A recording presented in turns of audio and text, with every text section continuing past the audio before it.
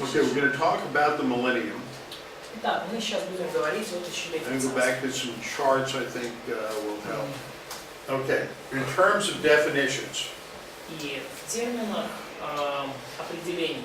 in premillennialism, and I don't have anything, the pre-trib stuff on the charts, so don't worry about that. Ну, вот, Premillennialism believes that the second coming of Jesus occurs at the end of the tribulation. в премиллениализме мы верим, что второе пришествие Христа случится в конце Великой Скорби. So it is before the millennium, То есть и будет перед тысячелетним царством. which is a literal 1,000 years. И мы верим, что тысячелетнее царство буквально будет 1000 лет. So premillennialism believes in a literal earthly kingdom on the earth. И премиллениалисты верят в буквальное земное царство на земле. And Jesus will rule on the earth. И верят в то, что Христос будет править на земле. Now, amillennialism И амиллениализм is the view that during the church age there is a spiritual kingdom. и позиция, которая верит, что в течение века церкви есть духовное царство Божье на земле, That runs at the same time. которое вот это царство и век церкви, они все в одно и то же время происходят. They do not interpret the number 1,000 literally. Они, амиллениалисты, не принимают цифру 1000 лет как буквальную 1000 лет. And so as far as they're concerned, the kingdom is in existence now in heaven. И с их точки зрения это царство существует сейчас на земле. And the current Я age, прошу прощения, на небесах. Существует сейчас на the небесах. current age will end with the second coming of Christ, and we will be taken to heaven. И текущий век, он закончится вторым пришествием Христа, и потом мы будем забраны все на небеса. And then we go into the new heavens and the new earth, right? И потом сразу отправимся в новое небо и новую землю. That is amillennialism. Это амиллениализм. Амиллениалистская позиция. Amillennialism believes in no literal earthly kingdom. Амиллениализм не верит ни в какое буквальное земное царство. Premillennialism believes in a literal earthly kingdom. Премиллениализм верит в буквальное земное царство Христа. And postmillennialism А постмиллениализм will also believe in some kind of earthly kingdom. также верит в определенного рода земное царство. In postmillennialism, the kingdom gradually comes in during the church age. В постмиллениализме царство постепенно вступает в силу в течение века церкви. Until Jesus returns at the end or after the kingdom. Вплоть до второго пришествия Христа, который будет в конце, либо уже после этого царства. Then he will create the new heavens and the new earth and go into eternity. И дальше Иисус создаст новое небо и новую землю, и мы все счастливо отправимся в вечность. You know, remember we talked about the covenants. И помните, мы говорили с вами о заветах. What were the first three covenants? Какие были эти первые 3 завета? Эдемский Адама. Элемик, Okay. Адамик, Eden, Иден, then the fall, да, Эдем, потом падение, Эдемский завет, then потом the падение, Adamic covenant, потом Адамов завет, потом, and then the flood, and then the Noahic covenant, Ноев завет, which is still in effect. который все еще действует. Then we have the Jewish covenants, Потом еврейские заветы, the Abrahamic covenant, Авраамов завет. and the land covenant is in the land covenant or the, И завет о земле он вот and then we здесь. have the Davidic covenant Потом есть Давидов завет and the new covenant. и Новый завет. And the Mosaic covenant is a temporary И covenant. завет Моисеев, он временный. there are two, in the ancient world, there were two types of covenants. В древнем мире было два вида заветов.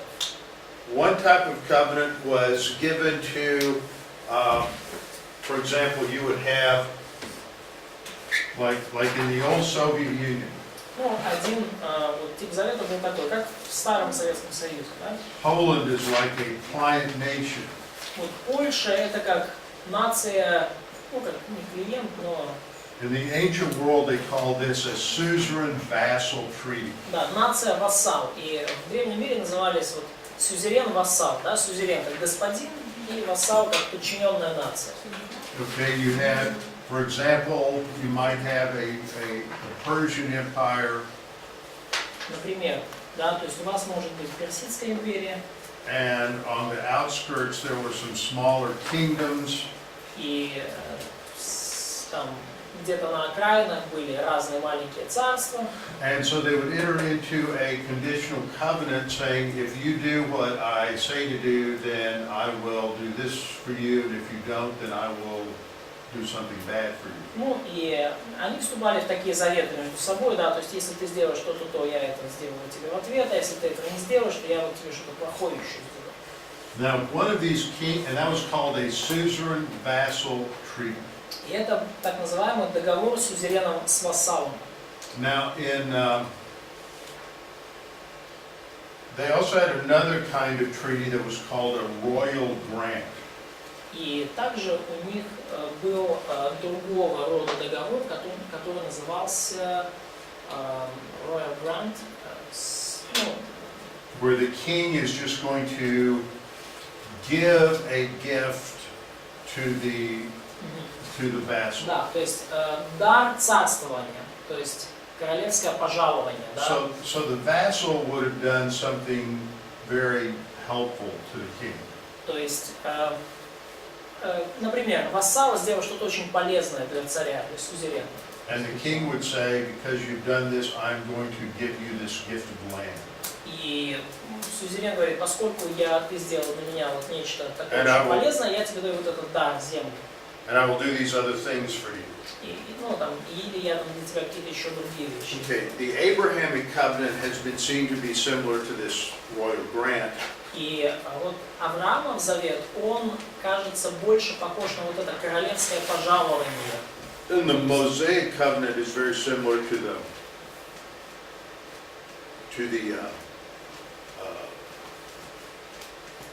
the suzerain vassal covenant.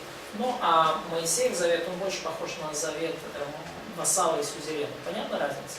So the Mosaic covenant was just designed for Israel.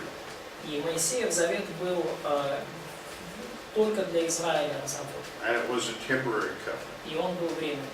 And though the new covenant replaces it, И даже несмотря на то, и хотя Новый Завет его заместил уже, the Mosaic covenant really wasn't a blessing type of, it was designed for blessing for Israel, primarily.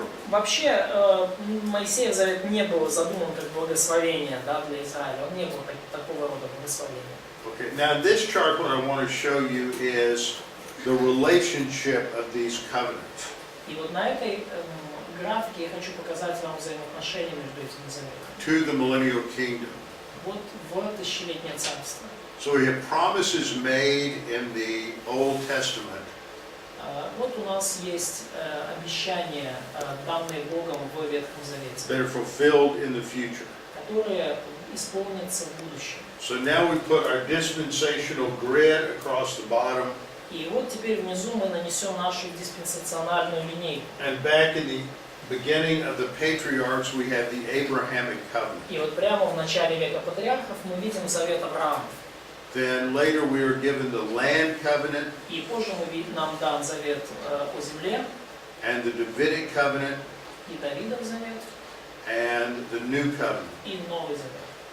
And see, these covenants are given in the Old Testament, but they are not fulfilled until the beginning of the millennium. И смотрите, эти заветы, они даны They're- еще в They, Ветхом Завете, но они не исполнятся вплоть до тысячелетнего царства. they don't go into effect until the beginning of the millennium. То есть они будут приведены в действие до начала тысячелетнего And царства. notice, see, I use a dotted line here И смотрите, да, я вот здесь такую с точками линию, да, to show использовал. that this is the application of the new covenant to the church age. Чтобы показать, что вот это применение Нового Завета к церкви, да, вот эта вот линия такая. То есть благословения Нового Завета применяются к церкви.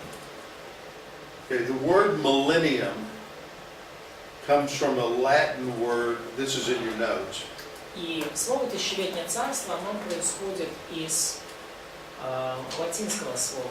comes from a Latin word mille, which is the word for thousand.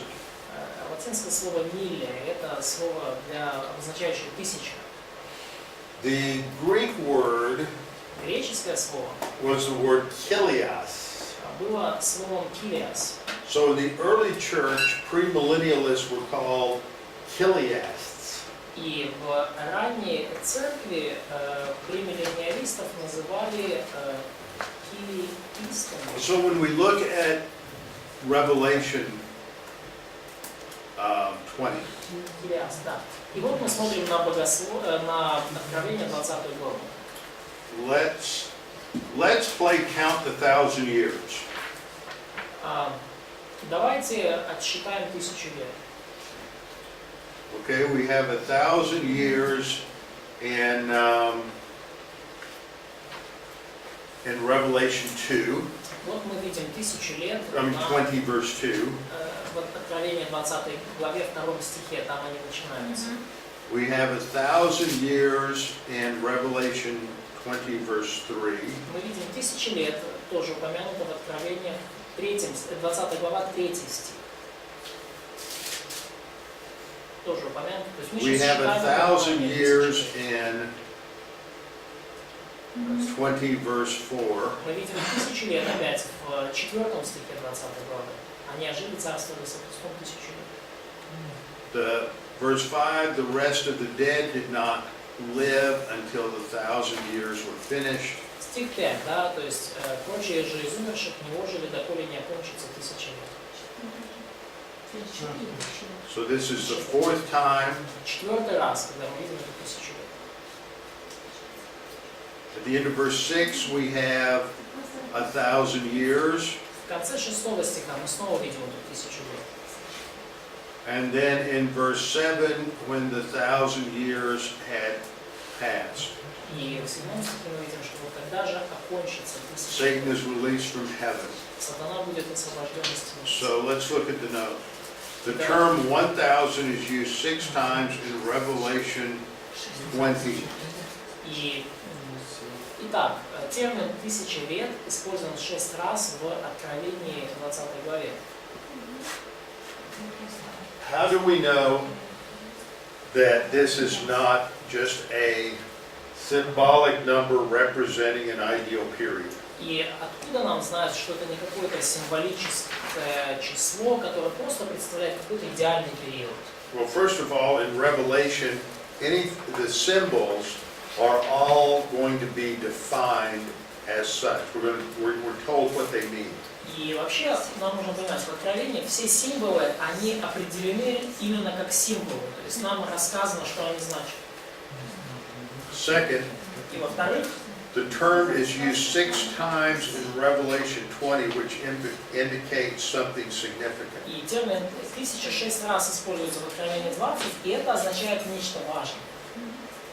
Third, other numbers in Revelation are used in a literal sense. Третье. Другие числа в книге Откровения использованы в буквальном смысле. So there's no reason to take the number 1,000 as a symbolic number. Потому нет причины число 1000 считать символическим.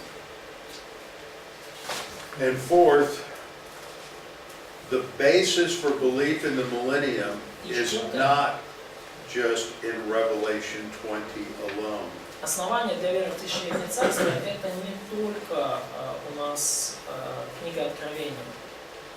Notice that there are numerous other passages in the introductory paragraph from Isaiah that also speak of a future kingdom and future restoration of Israel.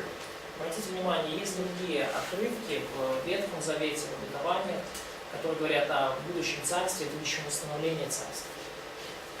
Okay, now we've already covered the definitions of premillennialism, postmillennialism, and amillennialism.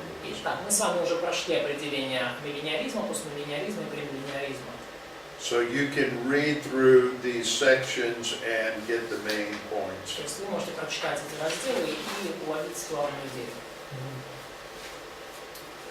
Okay, and under premillennialism, under the 6th point, И под премиллениализмом, под шестым пунктом, it states that none of the variations of amillennialism or postmillennialism can really explain the sequence of events in the book of Revelation. да, то есть у вас пункт F премиллениализма, вот тут указано, что ни амиллениализм, ни постмиллениализм не могут адекватно объяснить порядок событий в книге Откровения.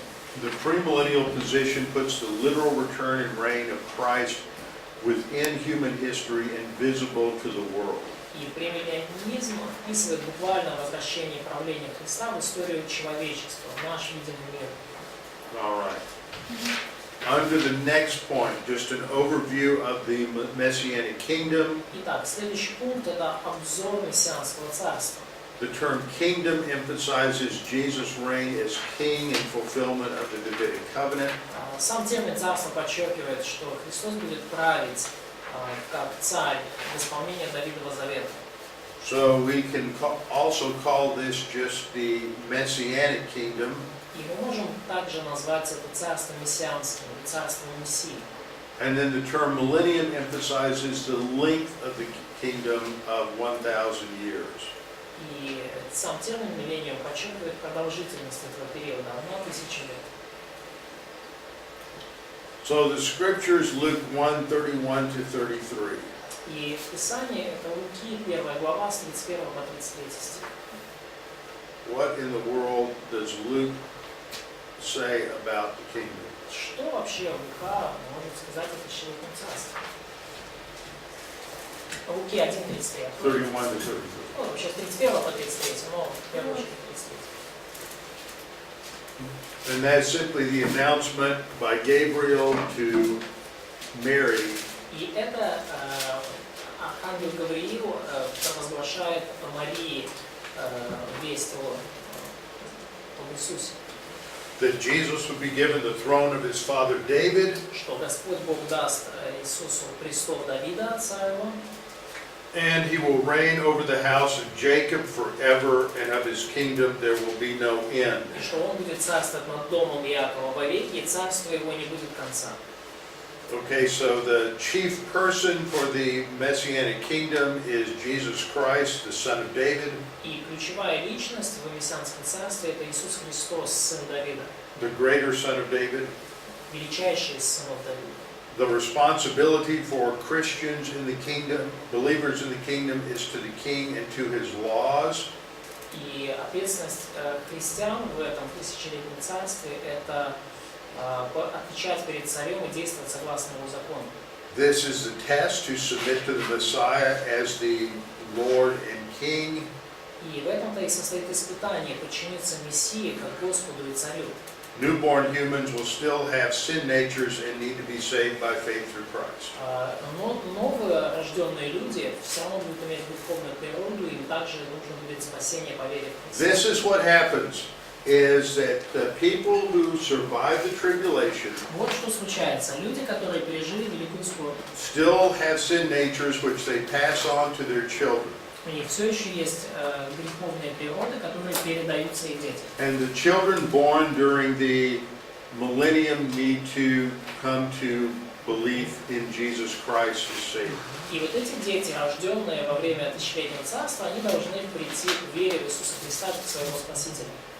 Okay, there is a failure. Но есть и определенный провал здесь.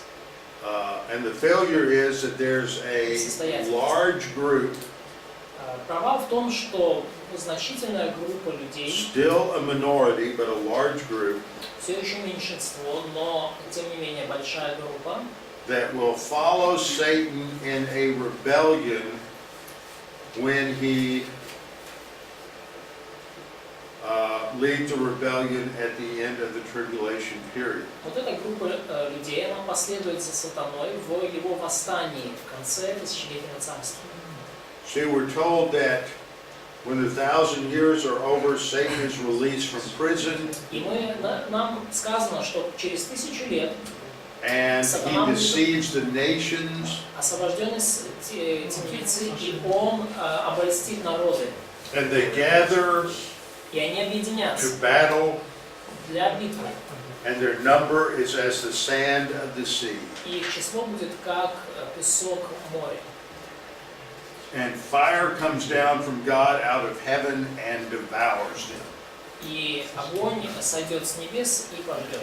So the devil who deceives them is cast into the lake of fire and brimstone, И дьявол, который обольстил их, он будет сброшен в озеро Исеу. where the beast and the false prophet are. И туда, где уже находится антихрист и, звери уже пророк, да. Okay? Антихрист, он же зверь. Now, the grace aspect of this dispensation is that all of God's covenant promises to Israel will be fulfilled. И аспект благодати вот в этой диспенсации в том, что все заветы и обетования, данные Богом Израилю, будут исполнены. It will be a time of incredible prosperity and blessing. И это будет время необычайного процветания и благословения. Those saved during this time will never die. Спасшиеся в это время никогда не умрут. There will not be any physical death for believers. Физическая смерть не будет владеть верующим. And there will be a time of perfect government. И в течение этой 1000 лет будет совершенное правительство. The curses on nature will be removed. С природы будет снято проклятие. And it will be a time of happiness. И будет время счастья. But the judgment is that during this time, there will be a rebellion at the end of the 1,000 years. Но суть в том, что в конце этой 1000 лет будет восстание, бунт. And those who reject the gospel are judged. И те, кто отвергнут Евангелие, они будут осуждены. Okay, so in terms of the Messianic kingdom and God's promises in the covenants. И в терминах мессианского царства и Божьих обетований и заветов. Remember, the Abrahamic covenant specified a specific piece of real estate. Итак, вот мы сейчас об этом говорим. Вы помните, что Авраамов завет предусматривает конкретный надел земли. So, let's see what that looked like. Посмотрим, как же это выглядит. See, remember, it's from the river of Egypt, which refers to the Wadi el-Arish in the Sinai, right here. Помните, да? Это not Nile. Not the Nile. Значит, это от реки Египетской, и это не Нил, And it это другая река. goes from there all the way across to the Euphrates. И это отсюда вплоть до Ефрата. And all the way up to northern Syria. И вплоть до Северной Ассирии на север. So this includes all of Syria, Это включает всю Сирию, Western Iraq, Западный Ирак, and Jordan, Иордан and part of Saudi Arabia, и часть Саудовской Аравии. and all of Israel and most of Lebanon. Также весь Израиль и большую часть Ливана. And all of this is given to the 12 И tribes. все это дано 12 коленам. А пустыня будет? Okay? So, would it be the desert here? Not anymore. Больше не будет. Так там будет круто, типа? So it would be very cool there. It will be, it will be everything will be beautiful. There will be no desert. It will be like, Все будет прекрасно, пустынь не будет. it will be like a beautiful garden everywhere. будет как прекрасный сад везде. So the Abrahamic covenant defined that this real estate would go and cover most of the Middle East. Завет Авраама подразумевает, что вот это земельный надел, он отойдет Израилю и будет занимать большую часть Ближнего Востока. Now the land covenant promised that Israel would be regathered to the land that God promised to Abraham. И Завет о земле во Второзаконии 25 главе говорит о том, что Израиль будет собран весь в обетованной земле. Okay, remember, this is an unconditional unilateral covenant that's distinct from the Mosaic covenant. Помните, что это безусловный односторонний завет, который отличается от завета Моисеева. This covenant prophesies that they will turn from the Lord И этот завет пророчествует, что они отвернутся от Господа. and be disobedient. И говорит о том, что они будут Then they will be непослушны. scattered out of the land. А потом они будут рассеяны But из then, земли. when they turn back to the Lord, they will be regathered from the whole earth back to the land. Но потом, когда они вернутся назад к Господу, они будут собраны со всей земли назад в землю. Isaiah says that they will be regathered twice. Исаия говорит, что они будут собраны дважды. And this gathering is the second. И это собрание, да, будет уже вторым. So that the first gathering is what we're seeing now. It's a gathering of Jews going back to the land, И but in unbelief. первое собрание Израиля в земле мы видим сейчас, да, то есть когда мы видим, что евреи возвращаются в землю обетованную, но они неверующие еще. And this really started in around 1881 because of the persecution of the Jews by the Tsar. И вообще все это началось где-то в 1881 году из-за гонения на евреев царем. After, I think it was Alexander II was assassinated in 1881. Да, когда на Александра II в 1881 году было совершено покушение, The Jews were blamed. в этом обвинили евреев. So a big pogrom started, И начались в России большие погромы. and many Jews began to leave. Some went to Europe, some went to the United States, И многие евреи начали бежать, кто в Европу, кто в Соединенные Штаты, and many went to Israel. и многие отправились назад в Израиль. And this increased through the early part of the 20th century. И это все увеличивалось в начале 20-го столетия. At the end of the 19th century, there were only about, I don't know, 80 or 90,000 Jews living in the Promised Land. И в конце 19-го столетия, например, было порядка 80-90 тысяч евреев, живших на территории Израиля. But today there are almost 6.5 million Jews living in Israel. Но теперь там живут порядка 6,5 миллионов евреев в Израиле. How many Jews are there in the whole world? А сколько евреев по всему миру? Еще больше. Way more. About 13 or 14 million. Около 13 или 14 миллионов. So for the first time since 586 BC, И поэтому в первый раз, начиная с 586 года нашей эры, almost half of the world's population of Jews are living in Israel. почти половина мирового населения евреев живет в Израиле. So this restoration, this is a recovery of Jews from all over the world. И это восстановление евреев практически со всего мира, там сейчас имеет место. And in the last 2 to 3 years, Jews leaving from Ukraine have doubled. И в последние 2-3 года количество евреев, покидающих Украину, From about 1,000 a year to 2,000 a year. удвоилось, то есть с 1000 до 2000. And the same is true in many other places of the world. И то же самое происходит в многих других частях мира. Because places are being seen as being unsafe for Jewish people. Поскольку вот некоторые территории, они сейчас кажутся небезопасными для евреев. So God is using this to bring the unsaved Jews back to the land. И Бог использует все эти обстоятельства, чтобы вернуть неверующих евреев назад в землю. And I think that's another indication that, you know, things are being set for the times of the tribulation. И я думаю, что это еще один признак того, что мир потихонечку уже приводится в готовность перед днями Великой Скорби. Okay, then we have the Davidic covenant. И далее мы видим Давида в Завете. This will be fulfilled in the millennium because the throne of David will be reestablished. Этот завет будет исполнен в тысячелетнем царстве, потому что будет заново утвержден престол Давида. And the promise to David of an eternal dynasty, eternal throne, and eternal kingdom will be fulfilled in the eternal person of Jesus. И в вечной личности Иисуса Христа будет исполнено данное Давиду обещание вечной династии, вечного престола, вечного царства, вечного сына на троне. And then the new covenant will be inaugurated, И Новый Завет будет приведен в действие, and Israel will be regenerated. и Израиль будет весь возрожден.